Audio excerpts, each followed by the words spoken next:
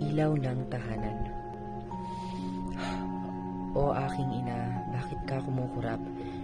Hindi ba't ikaw ang liwanag ko sa dilim? Bakit tila ngayon ay sanhi ka ng paligid na kaitim?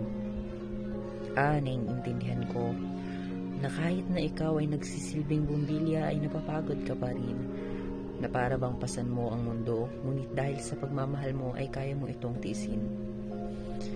Napakasarap madama ng iyong pagmamahal, na kahit na anong mangyari ay nariyan ka para ako'y makasandal.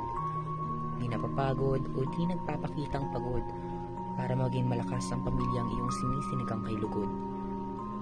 Nais kong magsukli sa iyo, ina, hindi ng barya o maski malaking halaga, kundi nais kong ibalik ang pagmamahal at sakripisyo mong naibigay, na nagbigay sa akin ng lakas sa aking babasaging buhay. Tayo man ay minsang di nagkakaunawaan, sa iyong pagod at hirap ay patuloy kang pasasalamatan.